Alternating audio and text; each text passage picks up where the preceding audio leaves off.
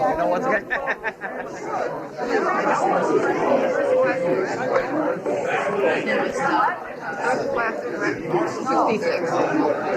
Graduated from the new high school.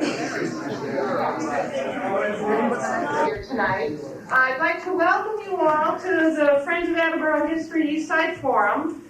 The Friends of Attleboro History have put on a few of these forums, and it's a group of all of the records-keeping groups, historical groups within the city, who are trying to keep Attleboro's history from being lost. This event came as a result of some of the folks sitting at this table who came to us and said, you've got to do something on the east side. And I have to say, I have never met better storytellers than the people who grew up on the east side. So, I'd like to introduce, many of you probably already know Bill Donlevy, who is our moderator. Greg Dorrance will be holding this roaming mic, and at some point during the evening, we will offer this mic up for a few more stories. These folks have a lot more to tell than we're going to allow them to tonight. So we're trying to keep this within an hour and a half to save time for the audience to participate and to enjoy all the photographs people brought. Without further ado, each panel member is going to introduce themselves and say which street on the east side they either are living on or are connected to the east side from having lived there before. And that's all they're going to say to begin with. Because Bill here is a very powerful man. So thank you for coming.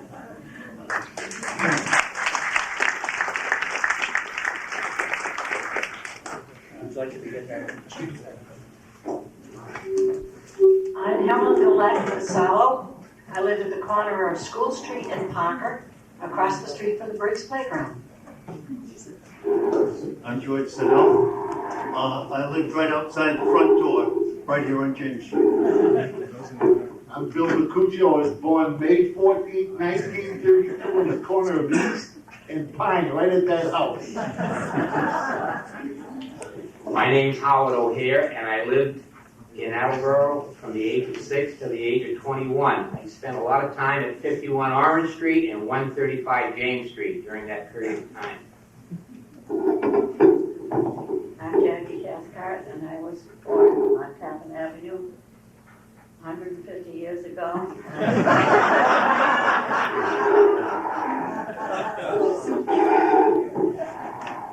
I'm John Davis. I grew up on South Main Street, and now I live on Park Street. I'm Bill Donlevy. I live on Pearl Street, and I work at Richardson School. It skipped Mark. He's always pushing me off. I'm Mark Mercer. I live at 68 Hazel Street. I was thrown out of Heberville when I was a young teenager. I'm Hyde. I live on Pine Street. I moved to Attleboro in the late 1982. My name is Ed Casey. I grew up on Maple Street, and after I got married, I moved into a luxurious home at the corner of Pearl Street and Parker Street. It was a 3 tenement. And then I got wealthy and bought a little home on Hazel Street.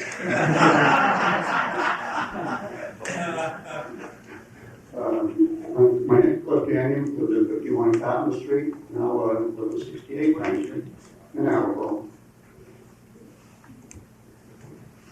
I'm Bill Crowley, and I'm a fringe player. I lived on Emery Street, 11 Emery Street. However, I did work on the east side since the 40s until I retired. Nope. I'm Bill Hannon. I was born at 60 Pearl Street. Bill Dunlevy lives at number 62, but I didn't meet him until tonight. Before I was 6 years old, we moved to 17 Hazel Street, 1 block away. I lived there until I got married at the age of 37. Okay, just to clarify one thing, Bill Crowley is not a fringe player because he has the East Side attitude. One of the interesting things, I think, in going back in history is that many of the people who lived on the East Side also worked on the East Side. And I think perhaps some people could tell some stories about that, where you worked and how you did that. Anybody? Mark?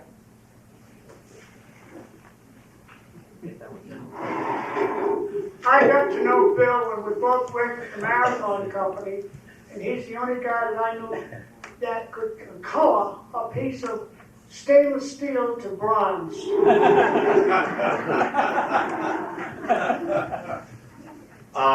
of the things, even today, I live on the east side and I work there. I work at the Richardson School. Cliff's son lives on Pine Street, works at the Recreation Center. My wife works at the Marathon Company. Can't you tell us something about how some of these companies came about? Anybody? I heard some stories at the meeting we went to. You want to do that for me? About some of the companies, like Engel had some of the other companies on the east side. You mean the way that the present ones today and stuff like that? How they evolved over the years. Well, place like the Robbins Company where I worked for a while, I had deployment and service. We used to make all kinds of models. In fact, everything was made for weeds, cornflakes and stuff like that, convicts, and all the little trinkets used to make, the Robbins Company. Then when the war broke out, they made emblems for the Marines and the Navy, Air Force and stuff like that. No, you had Swank across the street, they used to make all the billfolds and the belts and stuff like that. Yeah, of course, they're pretty much shut down, closed down. All they have is some offices there now. Right. You had some stories about some little companies up on the second, third floors of different places. Well, I go back to, I worked at the Robbins Company. I worked at the Robbins Company back in the 40s, early 40s. Levens came about with Ted Levens leaving Robbins Company. I don't think people realize that the Robbins Company has been around for over 100 years. It's still here. Excuse me. Yep. Okay, good feedback. And some of us got promoted and went over to Swank because they were a bigger, better, more progressive outfit. And then I left, came back and went to work for a good man, Henry Pelletier. I don't know whether any of you recall. Attleboro Printing in Boston. And if anybody recalls, Henry was a great gentleman. And the family, the whole family. We did things similar, and I say similar, to what the jewelry people did, and we did embossing. And we had dyes. Dyes had to be made similar to that in the jewelry business. But Henry originally was an engine turner, so that's our, let's say, we founded the company back in 1928. And then the company became Foxconn Package later on. Thank you. Excuse me? I'd like to add a story if you don't mind. My dad had a gas station in the corner of Pine and School, but during the war, you couldn't get gas because of the rationing and so forth. So we went back to work as an electroplater at Leach and Garners. And so when I went off to college, as you all are at 17, you know everything. And so I came home for my sophomore year in college, and I went to work down at Swank's doing the gold and silver analyses. Everything was done with cyanide. The rest of everybody here knows about the cyanide that we had there. And so I was a smart kid, and I came home, and my father said to me, do you wash your hands off with muriatic acid? Concentrated hydrochloric. And I said, I wash my hands very well until they're not slippery. You know everything at 18. And he said, well, I knew a woman who died from the amount that she had under her fingernails when she bit them. You should have seen the muriatic acid that I used. Louis was right as usual. Are you related to Dick Lewis? To who? Dick. Yes, I'm Dick's sister. Oh, okay. Bob and Dick are my brothers. We're part of the zoo. Okay. Briggs Playground. Yes, sir. I'd like to add a couple of things. Okay.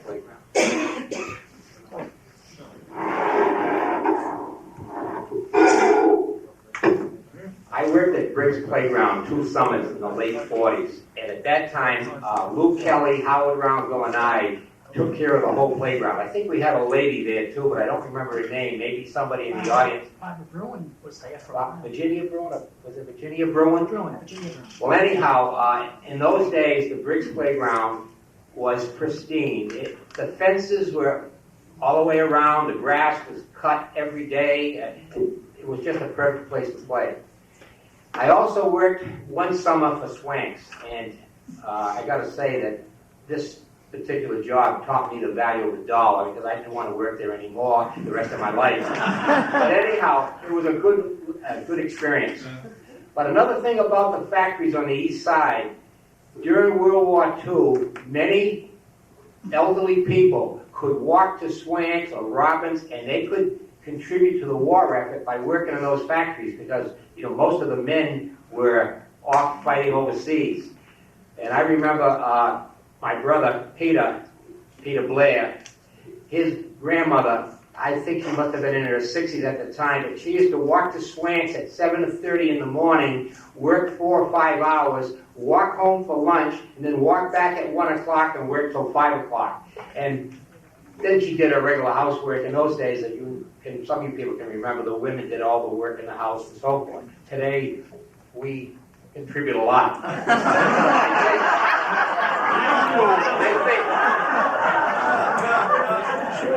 But anyhow, the factories of the east side did a lot for the employment for the people of Attleboro. I don't think during World War II or even the years after that, if you wanted to work, there was always a job at one of the factories in Attleboro on the east side. Okay, on to the playground. Bill, Yes, I'd like to ask you what Howard said. okay. Being older than Howard, I can go back farther. I can remember when Briggs Playground wasn't there. It was called Solomon's Lot. And there was an area kids used to play baseball. But the biggest part is taken by gardens run by the people that live nearby. They were all good gardens. But one of the kids that played in the pickup games before my time was a guy named Earl White.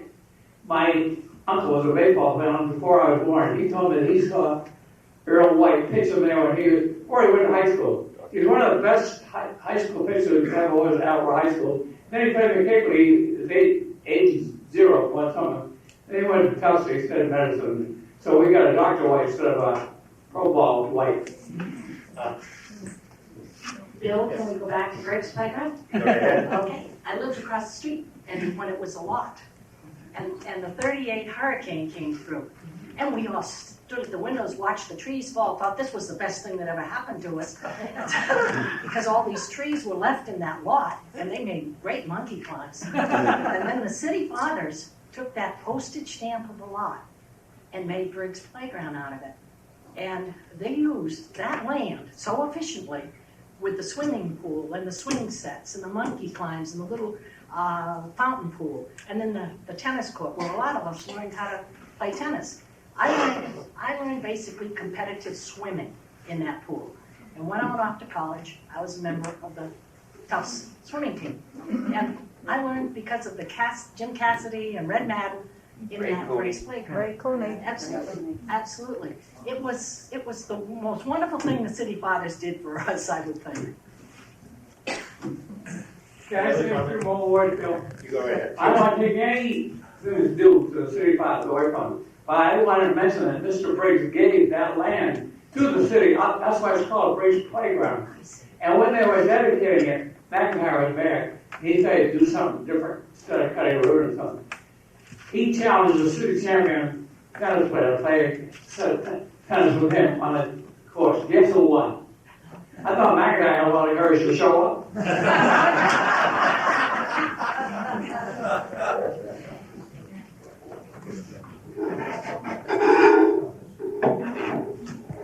To relate back to what the young lady down my left related as far as cyanide and so forth, I graduated from high school in 1940, and my first job was over at Sock Brothers.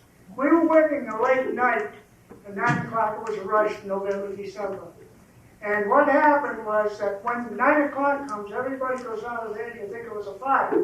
But what happened to me was when on the way out, I took a cup of water out in the room, and I took a sip out of it. And one of the old timers said to me, he says, "What did you do?"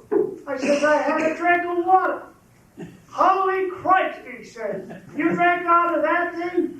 He said, "And they used to wash cyanide." So ever since then, I've been worried.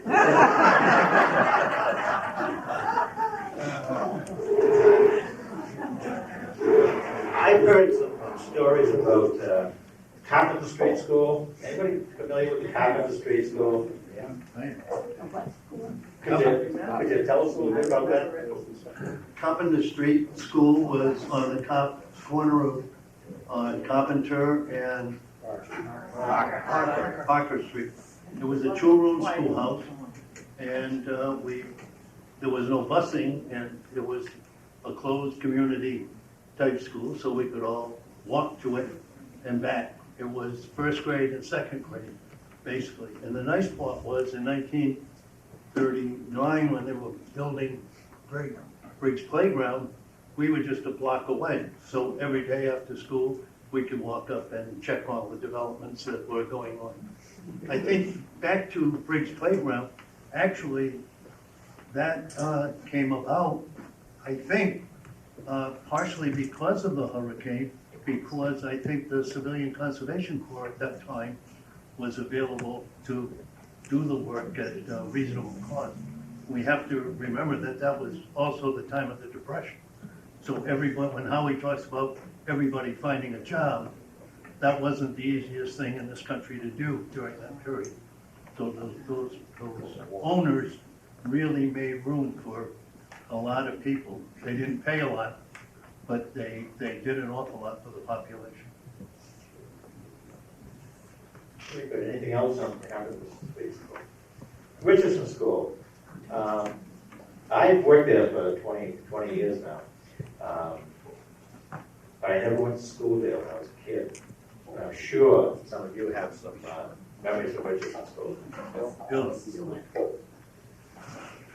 I just like this, the day Helen was talking about the hurricane in '38. When I was in class, I don't know where she was, but I was at Richardson School, and little guy comes in the door. I was in the first grade. And the teacher goes up. I think it was Miss Dennis. She opens it up. She said, "Children, Mr. Williams says it's stormy outside, so everyone should go home."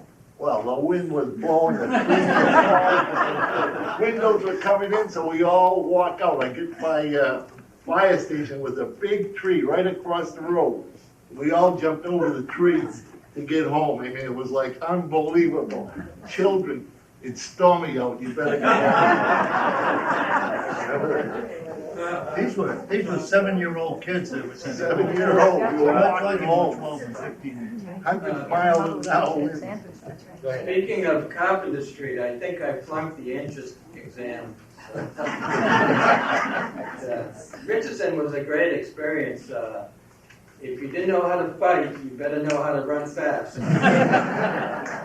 My brother was much bigger than I, and he liked to box, and so he was sort of my protector. And then he moved on to, I think, Bank Street School, and that's when I realized that I better learn how to run. When I first got the notice of this proceeding tonight, I thought back to the kids who lived on the east side, who were killed right after they got out of high school. Jack Stanton, Johnson, Al Johnson, Moran, and I said, you know, no one remembers them, they're not here, and they have no heirs. So I just wanted to mention their names and try to remember so many of them who really didn't have a chance to live. And Hughes boys, Johnny and Tommy Hughes. Frank yeah, the Hughes brothers. Yeah. Joey Gilbert. Oh, Yeah, Joe, he was wounded 2 times before he was killed. On the east side. Lived across the street from us. Anyway, I just thought I would try to settle the definition of east side, just so that we don't have any interlopers here that claim residence. It's, I think it's on the south, it's probably Orange Street. And because if you get to Dexter Street, those people were, you had to either fight or run.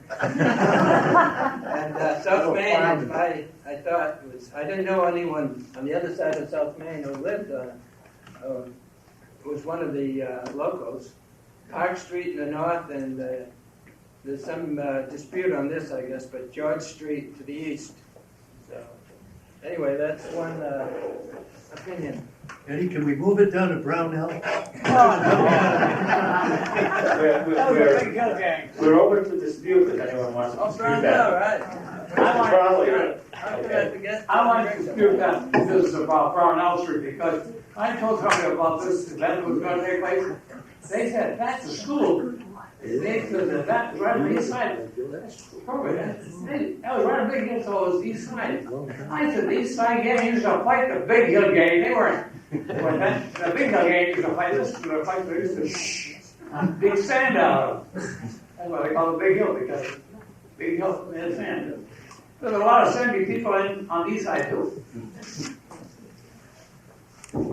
I think Zip Pack Lavender made the east side something that really wasn't. Those of us that came from Emory Street, did go to kindergarten over at Richardson School, then went to Bliss, but I think Zip made the east side something everybody used to brag about. Now, those of us that are fringe players, we had some good ball players over there on Emory Street. Yeah. And Duffy's. Duffy's, Skinner. Skinner was right to Honey, right down the street. Honey. All my sisters were great players. Not me, but my sisters were. Of course, in those days they weren't recognized as such, but they, in fact, my sister Marge and Ginny Lee were lifeguards over at Briggs in the early 40s. So, yeah, we do. One thing I'd like to say about Briggs, I think our recreation department is trying to dumb it down.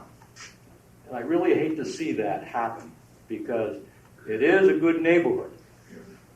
And it does need a little repair. But we seem to forget repairing. Most of us learn how to swim in these little pools. This is only a 2-month deal. It's not a big deal. I hate to make a political statement, but we do have a councilman in the back. You got one right here. Oh, yes.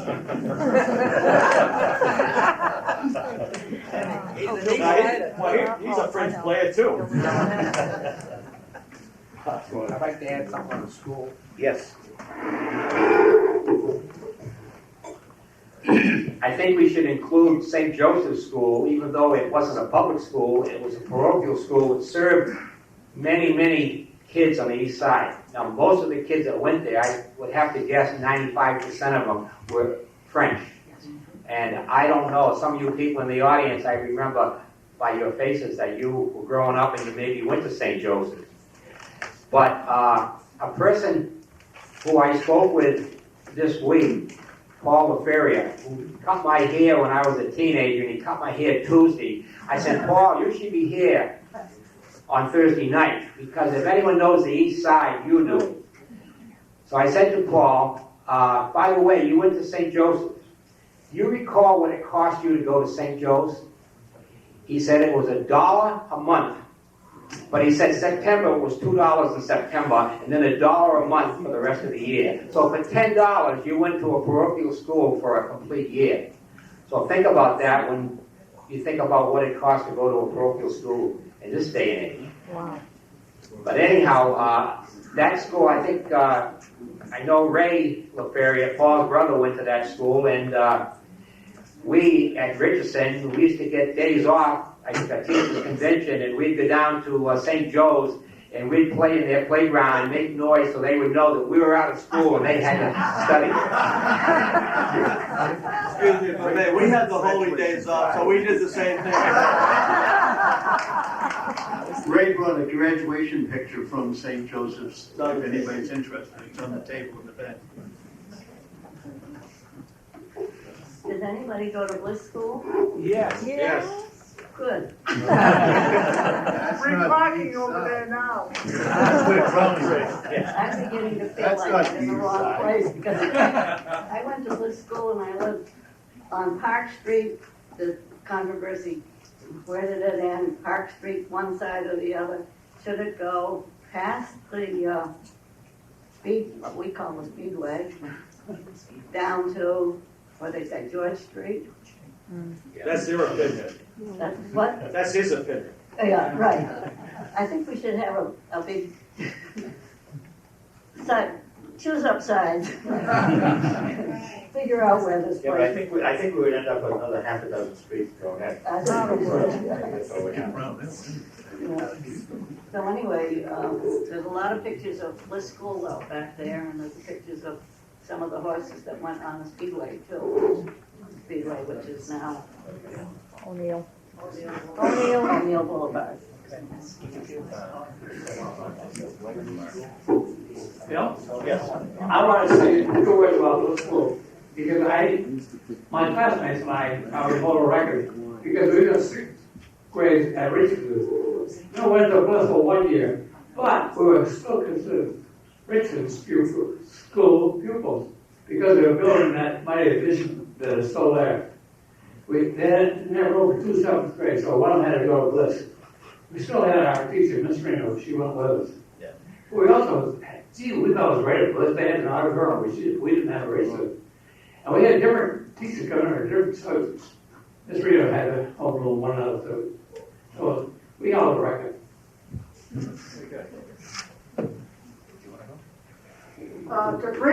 To briefly,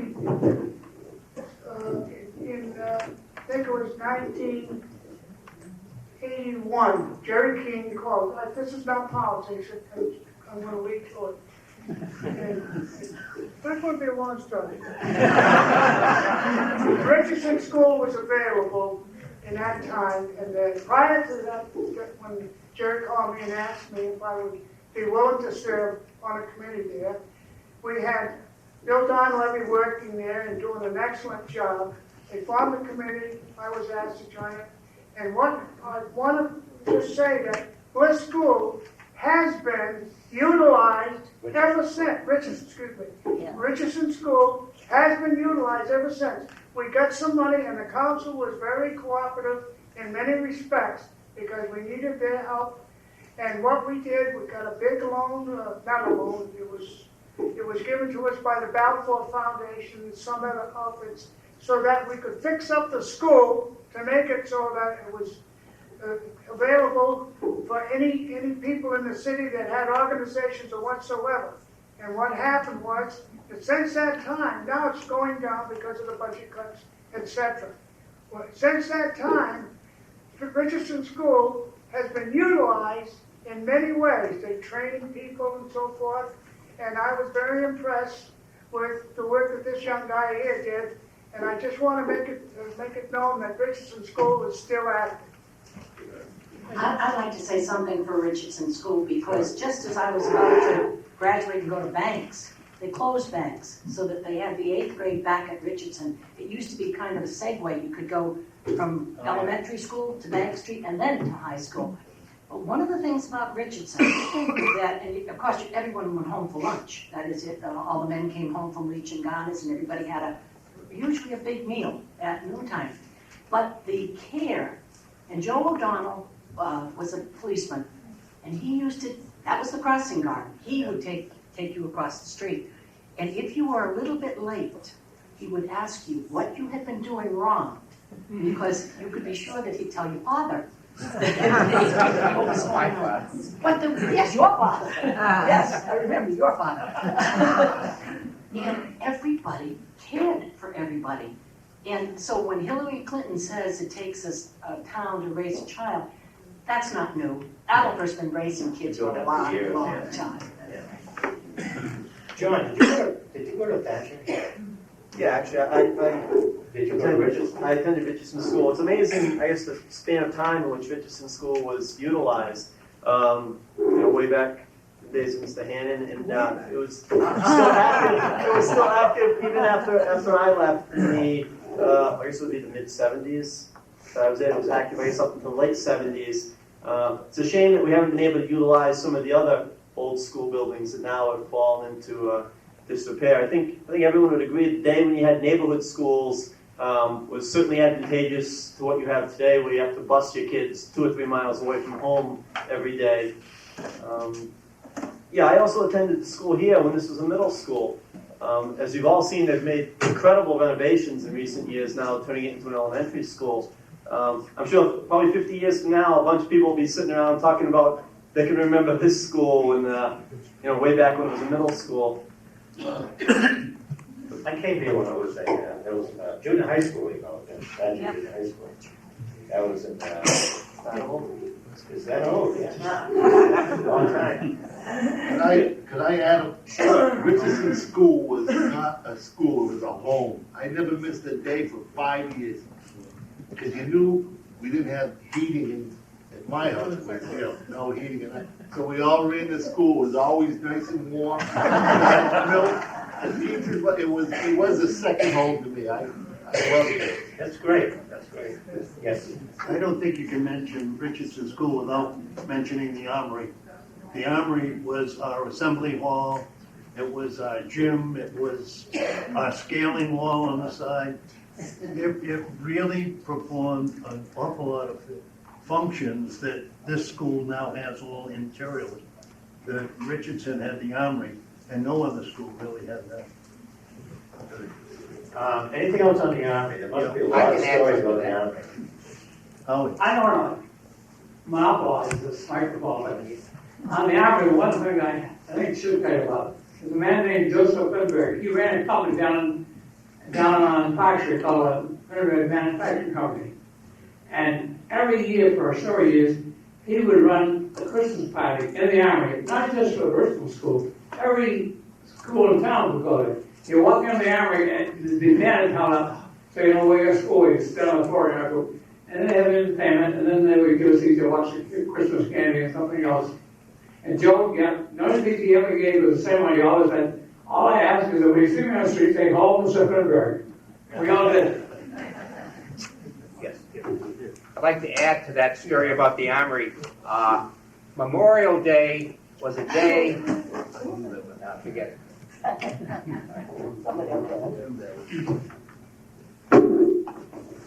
A big day for Richardson School was Memorial Day. They had a service, if you want to call it that, where all the kids from Richardson School would march from their classroom down the steps, down to the sidewalk, over to the steps going up that Armory, into the Armory, and we had our sections to sit in and so forth.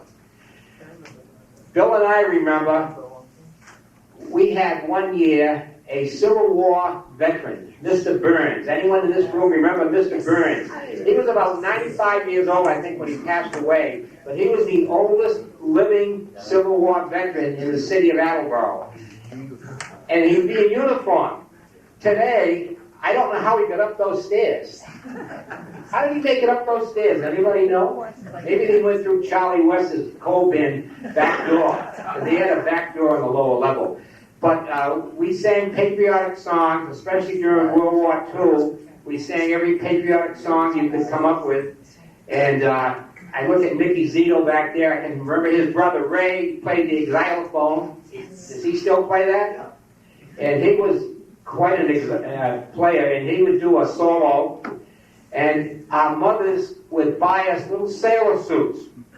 And when I would say 89% of the boys that went over there had these little sailor suits with a, whatever you call it. And we all had an American flag. We were proud to be from the east side, Attleboro, in the United States of America.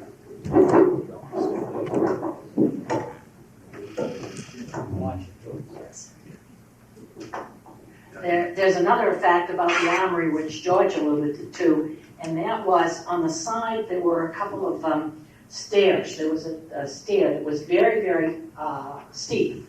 And on the other side of it was what would now be a climbing wall.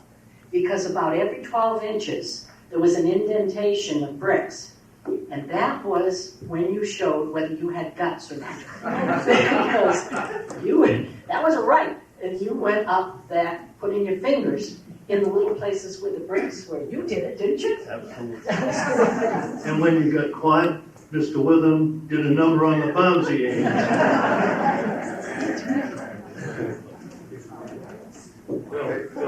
Yes. I remember that the Armory used to be the house of National Guard.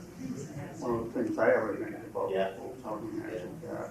And they also had auto shows there. Yeah. He used to go up the ramp there, bring the cars on the side, get up on the floor. Yeah.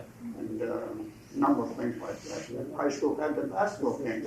One of the greatest games they ever had was the high school. High school basketball. Excuse me, Cliff. Cliff, could you speak into the microphone, please? That was not. There were, I heard some stories about electric cars and circuses and carnivals down at the on the Speedway down there. Yeah. Anything about that? I'd never seen them. Electric cars used to go down Pine Street. Used to go down Pine Street. I mean, back in out to the corner, watch it go through. You go down through the Armory Street and down South Main to Ignorant Dodgeville. Okay. And they also go down through Park Street, down by Lassalette, turn around by the TB hospital, back up there. Okay. Then down County Street, what they call the South Line. And where where do they have the circus? By where Slangs parking lot would be? Or It would be where Marathon. Marathon. Yeah. It was Goss Laundry was down there. Okay. Yeah. The big circus is just come in by train. They go up the Lindsay Street. That's the big circus. A lot near the bowling alley. Yeah. So they come on a regular basis? Like For swag. And then every year, the firemen had a carnival in the parking lot of the fire station down there on Union Street.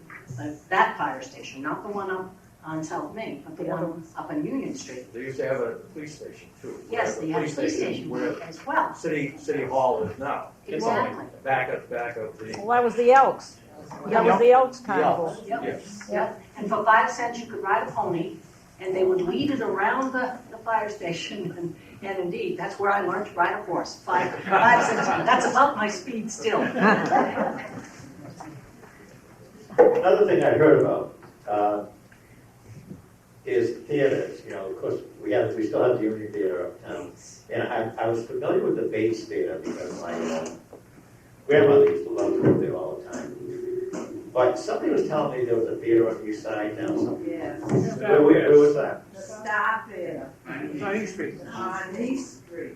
Okay. Behind the big block on Pine Street. Pine and East. Pine and East. Okay. There's a big block behind it was the Star Theater. Was that a movie theater or did they have? That was, we called it pictures in those days. There weren't movies, but they were silent and black and white. Okay.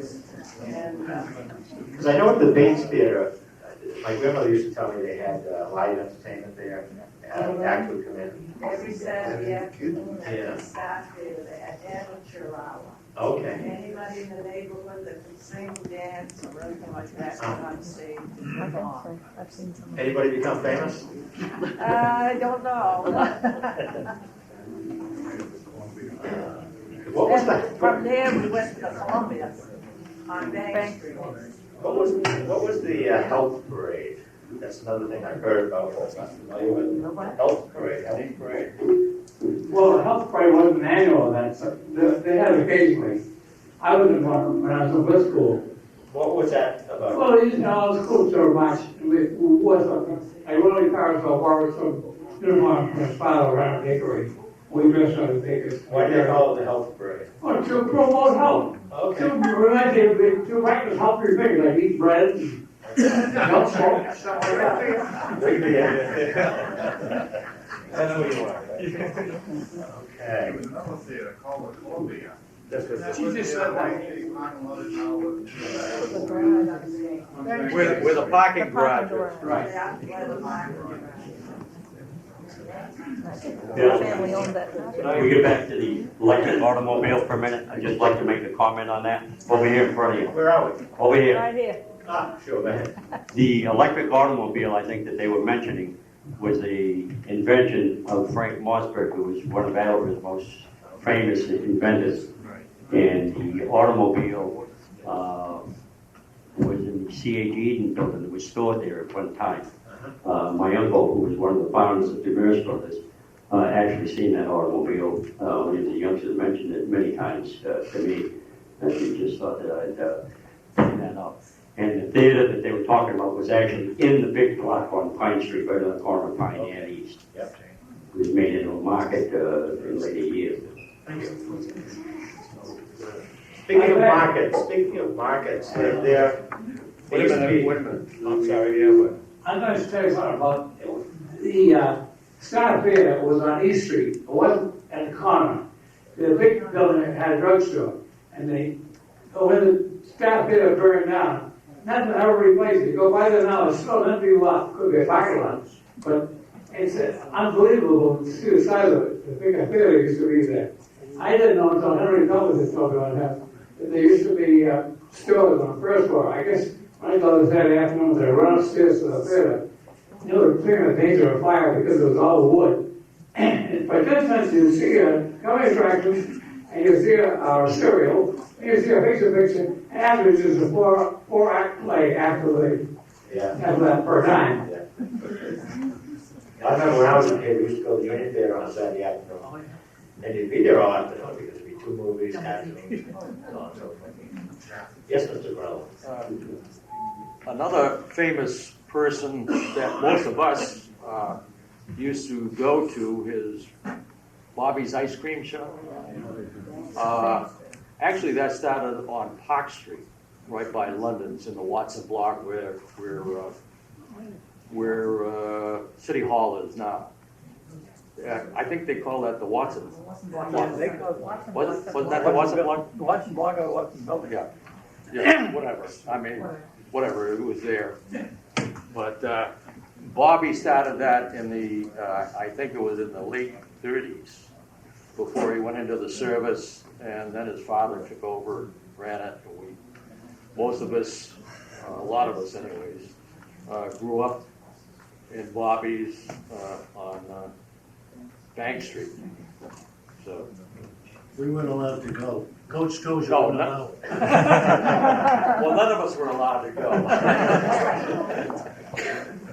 There were, just on Pine Street, there were several markets and things like that, like Nicky Zito's Market, where everybody used to go for meat. That was the place to go.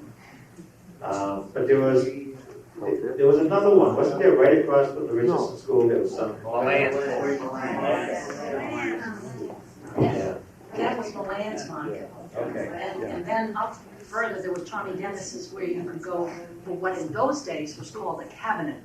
It now might be called a frap, might be called a milkshake, but we called them cabinets. Okay. And you got that up at Tommy Dennis's, right up there in Denham Street. Dennis and Sundays. Yes, across from Texas, where Texas Instruments first started up there.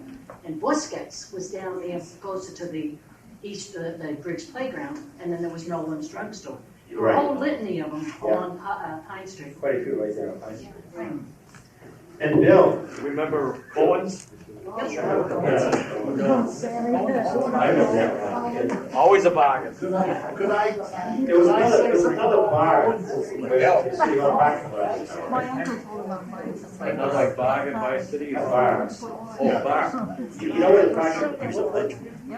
There was you're talking about the Leaders Market? No, bar? Wasn't there a bar? Well, there was I think it was a Moose Club, there was a Moose Lodge or something that was on the corner, right around the corner from Delivers. Okay. Yeah. There's a barber shop for it. Okay. Could I add something about Cohen's? Sam Wiseman was unbelievable. What a guy he was. I needed a pair of sneakers to play basketball, so I run in. I had Porter. I said, Sam, I need a pair of sneakers. He said, I don't have your size, but he said, look, I got a bargain right here. Try this on, it was a left shoe. So, so then he gives me another one. He was trying to sell me two left. He said, try it, you'll get it on.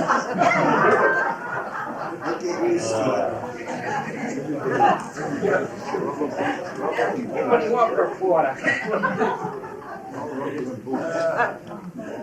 Why was the Speedway named Speedway? Because of the races. Before my time even, they used to have real races. And Speedway was exactly a half mile long. It was all sand. And, Horse races? horse races. My brother was old one. I think you remember when the Reverend, my grandson was still there. That's why it's called Speedway. Only after they still have races. It's still a sandy surface, it isn't now. But, Mr. Gallagher, Cy Gallagher's father had dinner right at Warren, driving the one horses and the faces racing. And I guess they only gave the horse and the gig or whatever they call it, they rode it. So somebody could grab Mr. Gallagher would be up there riding on down this road, riding his driver's horse and his rig up and down the speedway. But it really was the way. That's what I was referring to with the horses. Okay. Pictures on the back. Yeah. There is a picture of Cy Gallagher driving on the speedway over there. Fire Gallagher. There was another reason for the Speedway being famous. Howie and all the guys, on a Saturday night, we'd go down there and look for the parkers, right on the street. Not me. Speak for yourself, Parked Bill. up and down. Parker Street was 3 blocks away.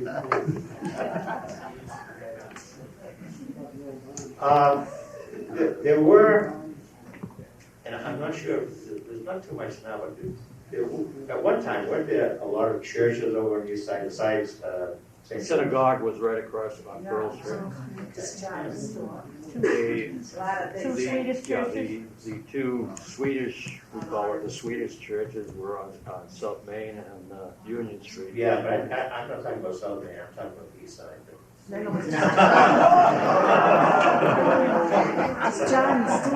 See, unfortunately, most of you wimps that came from the east side.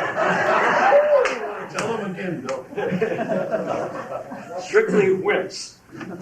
We had some of the better football players, with the exception we have over here. Bill, what's that got to do with the churches? Well, we prayed for rain. We had the little church on Orange Street, the reorganized church of Latter-day Saints. Park Avenue, the church on Park Yeah, Avenue. that's the Boy Scout troop. Yeah, We were going. church. And there's another one over on Orange Street. Yeah. And of course, St. Joseph. Yeah, a lot of the buildings are Okay. Okay, I think maybe we can open it up. One thing that nobody said to you, you might have a few odd stories, like I just heard you speak about a story about the Gutenberg. You haven't raised that issue. There might be a few little things like that. Was that on the east side? It came over. For those that was on the fringe Oh, of was the that east on side, Emery Street? those that was on Emery Street, we had a good view of it. Remember seeing it go over. Who has a story on Gutenberg? I can tell a brief story. When I was, I guess it was 1937 or 38. 37. I was a little kid living on the corner of Parker Street and Mulberry, and I know my mother told me to come outside. We went out there and looked up, and there was the Hindenburg going right over. And Sid told me later that he was up on Big Hill with his family, and it looked like it was like 100 feet above the ground.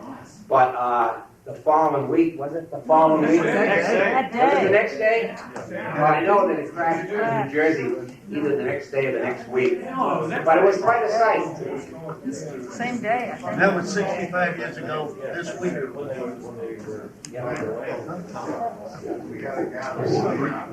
I think one of the areas that we ought to talk about a little bit, what it was like living in Attleboro on the east side during World War II, as far as what we thought about and what was going to happen to the world and so forth, because we were all kids working at either for the Attleboro Sun or whatever. But the thing that I remember was one day Mr. Witham in Richardson School came into our 7th grade class and he said, the civil defense is looking for volunteers. They want you boys in this class. And at the time, again, Helen, there were no girls asked to do it. But anyhow, they wanted us to go up to the Bronson building in the basement. Were you up there, Bill, that day? Anyhow, being 12 years old, we were happy to go up there. We got downstairs in the basement of the Bronson building. There must have been 100, 200 kids screaming, throwing hats, and jumping each other and all that kind of kid stuff. Well, they gave us a little lecture about what we had to do. They wanted us to be junior air raid wardens. Now, what that meant is that when there was a blackout, we had to go out and we had to help the air raid warden in our area. And my air raid warden was Mr. Fortune. He lived right over here at the extension of Parker Street. But the fun part was, before the meeting broke up, they asked us to go over to the corner of the room, and they were going to give out the equipment that we needed to be junior air raid wardens. Well, they gave us an armband, a steel helmet, and a gas mask. Well, you know, as soon as we got out on the sidewalk in front of the Bronson building, we all put our gas masks on. And walking down South Main Street, we were kind of like hoping a plane would come over because we could have a blackout. But anyhow, that was part of our contribution to World War II. Getting back to the von Hindenburg, the only free time I ever had when we were in high school was Mr. Garland gave us about 20 minutes. He wanted everybody in school to go out on the front lawn, look up in the air, and we saw the von Hindenburg going by the school on County Street.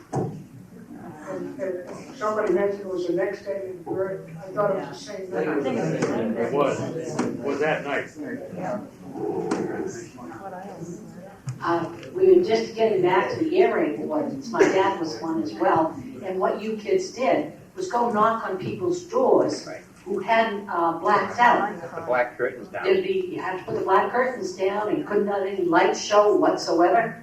The other thing that, as kids, we never understood the physics of it, but next to the Armory on the north side were two huge tanks. Huge. And I remember they used to go up and down. I didn't realize that they changed in volume, etc.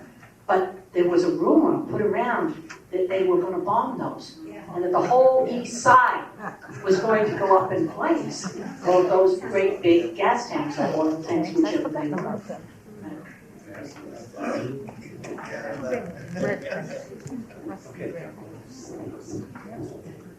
Okay. I got an east side angle on the gas, on the Zeppelin. Where are we? Here? When I was a kid, before the Hindenburg was even invented probably, they had the ZR3 and the Los Angeles, it was an all-American gas ships, to a bowl once in a while. And some of the employees, some of us kids, and nobody ever chased us away. We walked the fire escape at the Louisiana building, up on the roof, then time the steps to the water tank. We stand on the platform, and we see the thing probably as far away as Boston, we thought. Watching go over was great. Because you lived, the Hindenburg was German. Yeah. And the sad thing about it was that Hindenburg couldn't use the explosive-proof gas because we wouldn't sell them because they were very friendly with the future enemy. So they used a very explosive gas. And that's what caused them to blow up. But Harold Bavarian took a picture of Benefit Street of the Hindenburg going over. And he didn't know then it was the day before it was exploded. He had that picture, so we ran on the neighborhood one day and kind of remember him, so the number. Thank you. That's a helium. Yes, they couldn't have helium. They had that use hydrogen. Anyone who has anything to say, please raise your hand. We'll be happy to, yes. I remember riding on the trolleys down the East Line, Okay, It started from the center of Attleboro by the Common, yeah, down Park Street, all the way down Pine Street to Orange Street, Orange to South Main to Seacon, Baker's Corner, Central Avenue into the center oh, of so where did Pawtucket. you So went all the way? you Wow. went all the way to Pawtucket. And then you changed over if you wanted to go to Providence. There was another trolley there to take to go to Providence. Very good. And in the summertime, we had the open trolleys that were open on the side. Yeah. And we used to love to ride on those trolleys. How much did it cost? I don't know whether it was a dime, I can't remember now right offhand. Wow. Not good, it was 35 cents in Providence. No, ever had. Okay. Who Who else had your hand raised? Yes, sir. Bill, you asked a question early on about the industry in Attleboro, and specifically you'd mentioned Engelhardt Industry, if anybody knew the start of it.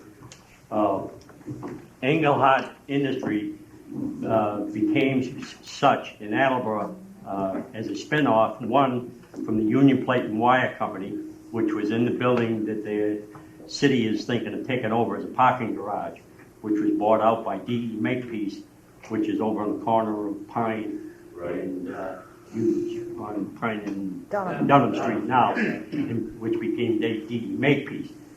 At that time, Engelhardt Industry, which was in New Jersey, bought out both and relocated to Plainville. And from there, it grew into the empire that it became, and then finally was dissolved almost into bankruptcy. That was the history of how Engelhardt became so strong in this area. But they were based mainly out of New Jersey, and that's where their strength was. If you recall, they almost built their main plant in Haverville. There was, during the Cy Brennan administration, and for some reason, whatever it was a tax write-off or something of that nature, they didn't do it. But does anybody remember Bakelite? Yes. Yeah. I still have a radio. Yeah. And that they made the radio covers or the modules, and then they made dishes, and that was over there on Maiden Lane. Yes. So that was the back part of the back part, yeah, the Union Plate wire. But Makepeace itself was the so-called on Pine and Dunham Street. Right. And that was their biggest plant at that particular time. But Bakelite, we were talking about that when we had a prior meeting about a company that was very large. It was the largest at the particular time. And then, like most companies, they just went right down the tube. Once Tupperware and things of that nature came along, plastics came along. That was a very successful company. Yeah, it was. Those dishes come out, they Oh, were God. passed out in the theaters. Yes. You know, you built up a set like they did at the supermarket. Yeah. I can remember one time that plant was so busy and all of the women were on piecework that the owner called my father's company, Demers Brothers, to come in and sweep the floor because the janitors could not get the woman to stop long enough to sweep the floor. And he told us to go in and literally pick the women up, chairs and all, and move them out into the middle of the floor and sweep under the benches because it was becoming a fire hazard. And they didn't dare to say anything to us. So we just literally picked them right up and set them out in the middle of the floor and went along and swept the floor. That's how busy and how popular that ware was at the time. Wow. Any other stories out there? Yes, sir. Yes, sir.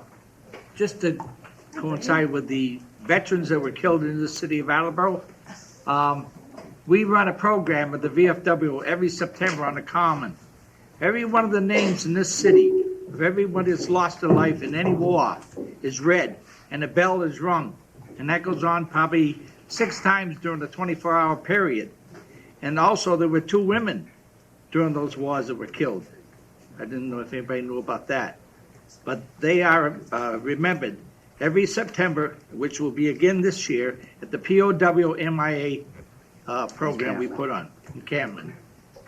And the Hughes boys if I can remember correctly, worked for my uncle who ran a dairy here on the end of Mulberry Street. It was McCurney's Dairy.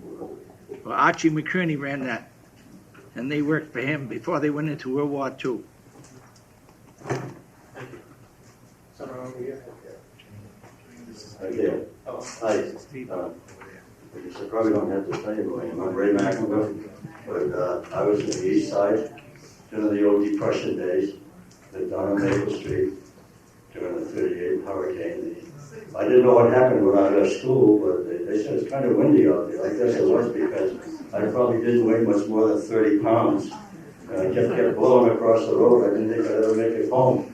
But I lived on the east side. I went to this school. I went to Richardson school. I lived across from there. I'm not telling you we was poor, but it seemed to me I can take you around Attleboro and show you many places we lived for about 7 months. And when the rut didn't come in, we were out. And I'm not ashamed to tell you that. I think it's the best thing in life that you can live to be humble. And we had a lot of fun on the east side. We had a nice field over there. I can remember leaf fields that we played. We didn't have good fields like we have today. And we were over in the cow field, I would say. And it used to be a pretty good game until you slipped on something. But when you look around the room tonight you can see many of the people from the east side who became councilmen and mayor, and a lot of just really decent people. The east side was a great place. And I've lived out everywhere else, but I still think the east side is a great place. Thank you.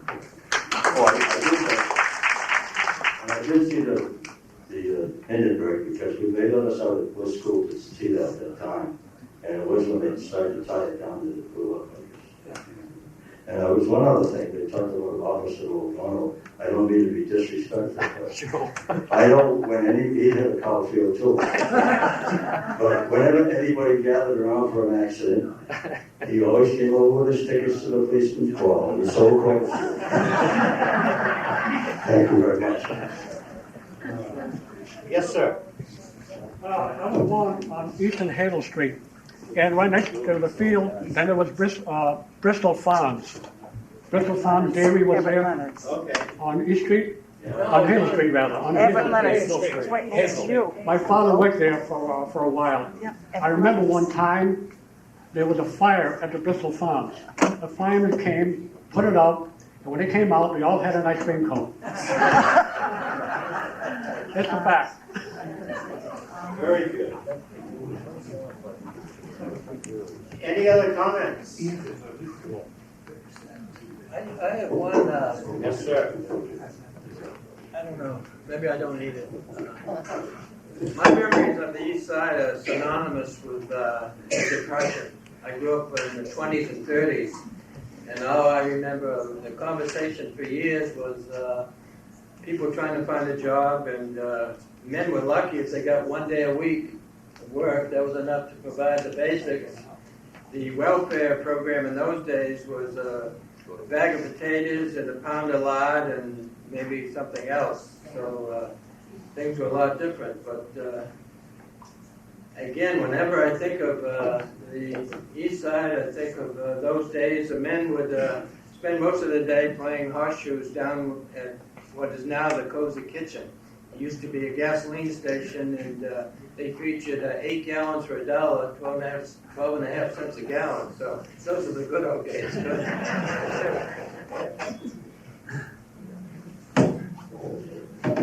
Cliff, what's going on now? What's going on today? A lot of changes. Like what? Just a lot of changes, a lot of different people in the area now. Much more different nationalities and stuff coming into the area. Because that's been one of the great things about the history. It's been a place for people to come. Yeah, yeah. But several different nationalities there. Although in the olden days, you could walk down the street, you knew everyone who lived in every house, and the only time people moved is when they were carried out in the funeral procession.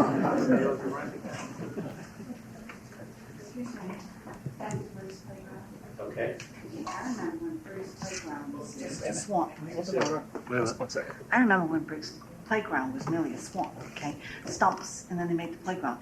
And two of the people that you missed were, one was Margaret Manchester, and the other one was,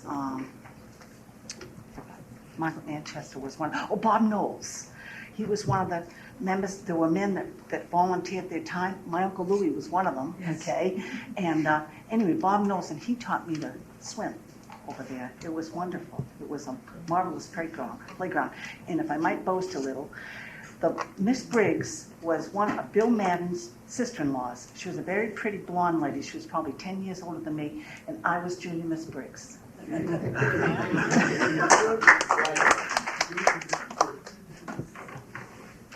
Bill, Yes. you're one of the people who made a decision to live on the east side and buy a home there and stay there. Maybe you could talk a little about that. Well, I think that it's a neighborhood that I feel very comfortable in. The people are friendly, people know each other. Over the years, we have had some issues. As everyone knows, 10 years ago, we had a lot of problems with drugs and so on and so forth. But a lot of people rally around to fight that, including Cliff over here. Cliff is someone, now, Cliff has lived there all his life. I've only been there 40 years. Cliff's been there all his life. And there's nobody that knows more about the East Side during the past 20, 30 years than Cliff, because Cliff is involved in everything. He works at the rec center. He's been heavily involved in the crime watches.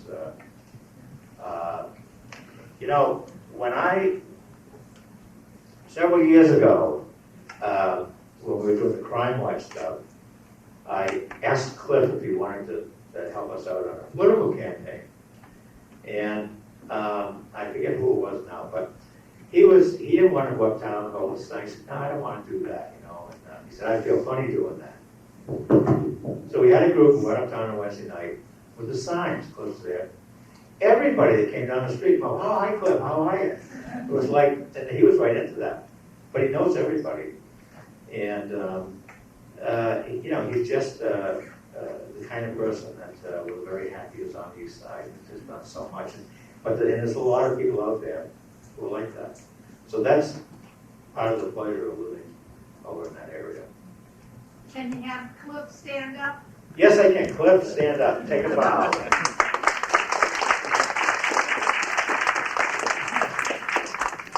So Cliff moves on. But shouldn't we give somebody credit for his being here? Well, I think that we should probably give his mother some credit. Putting up with them, is that what you're saying? Well, sometimes, I guess, sometimes. But, no, it's a great family. It's a great family. I've had the privilege of meeting their house several times, and, it's wonderful. Every time you go there, you hear all these stories. And it's, there still is that family community. There's a lot of families, people on the East Side will still see them outside in the summertime.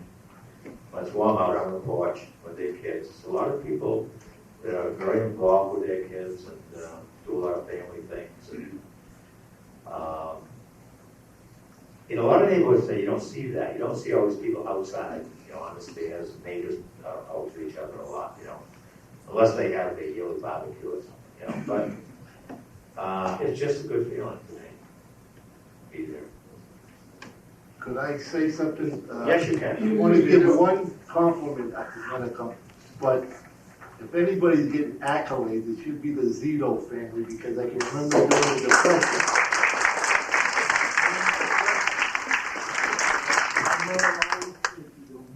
There was only one man who ever put everyone in the cup, and that was Richardson. He was a wonderful man. And his mother was wonderful.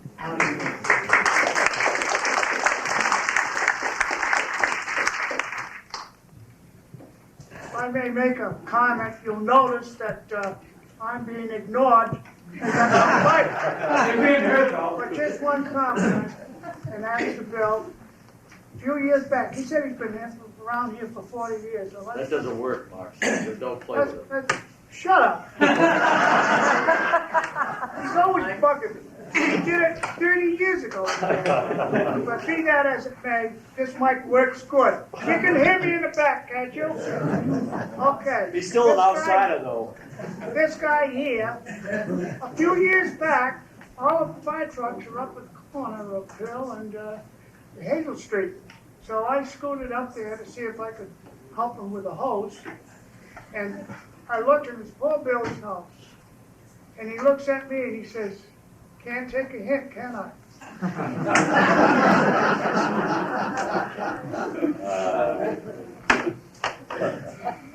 You know, when Mark ran for city council 100 years ago or so, that was the first campaign I ever worked on. And he was tough then and he's still tough today, that's all I can say. Bill, I know Bill told the real reason why he's staying at 62 Pearl Street. Because the house right next door to 60 Pearl Street, it's gonna be a shrine someday. That's right, that's right.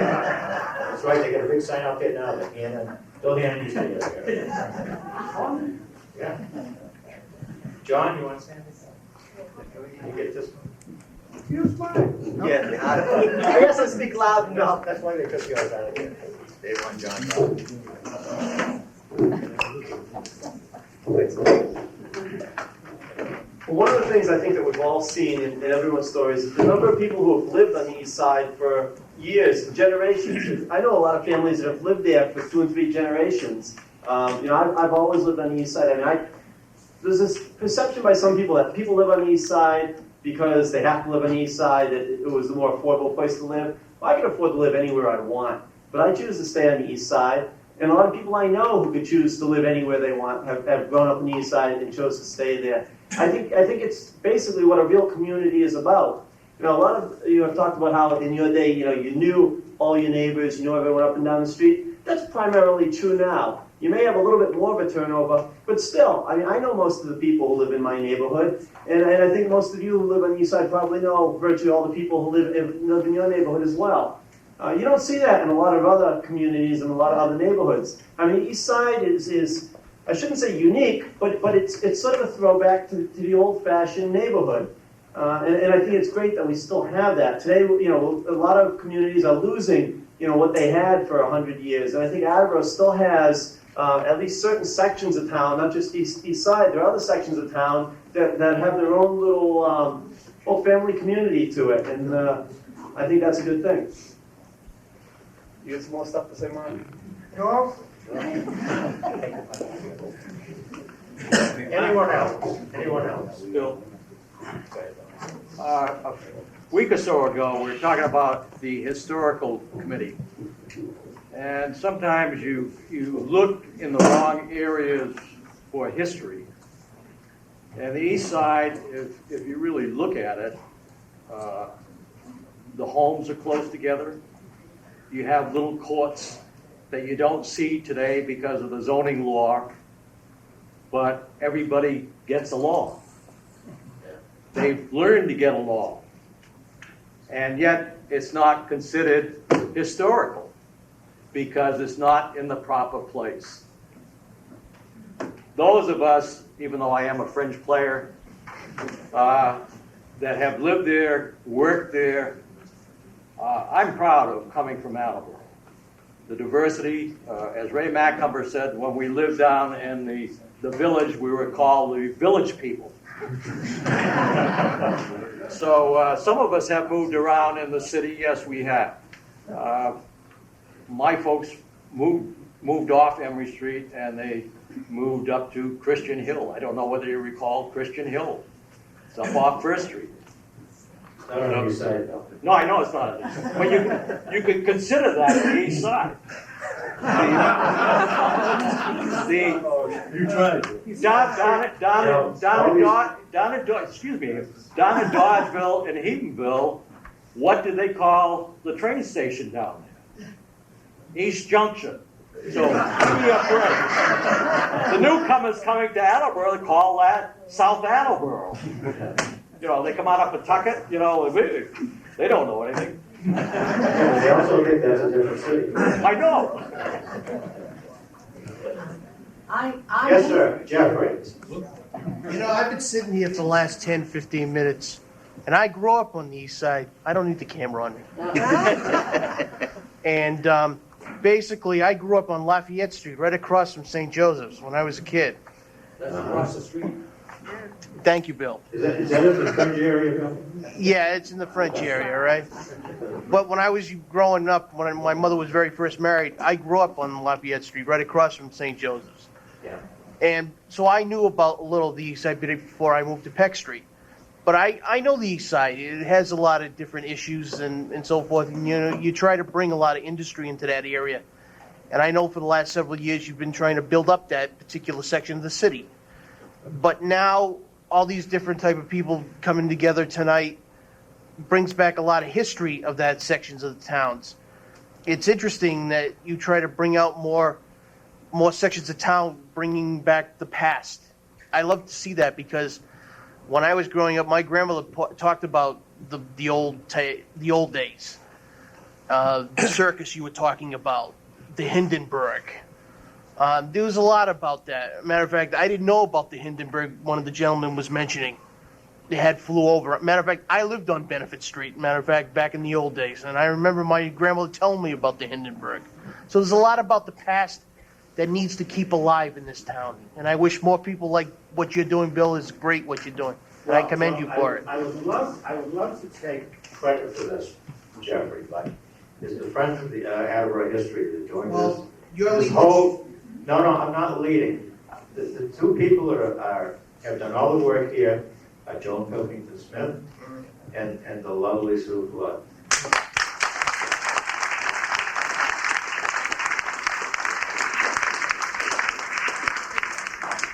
All we had to do was show up.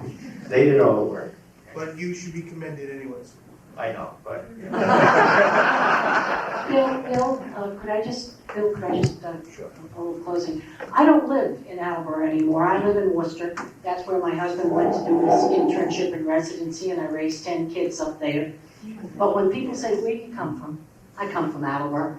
And tonight I came down early, and I came down under the bridge, past Morin's Diner, where I spent a lot of mornings with my dad, and then across by the Union Theater, and headed south until I came to School Street, and then came down School Street till I could dock my car in front of the house I lived in front of the house I grew up in.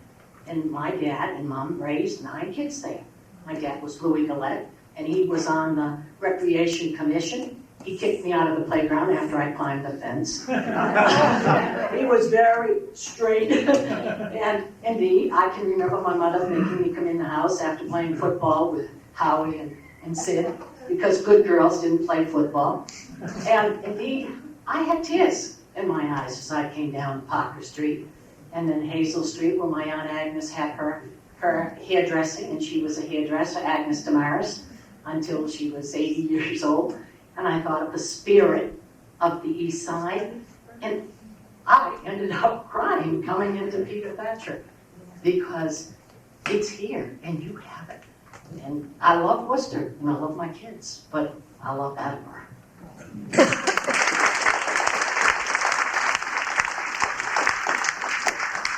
Say one more thing to Bill Maguccio. Congratulations, you played on the last Attleboro team to beat North Attleboro.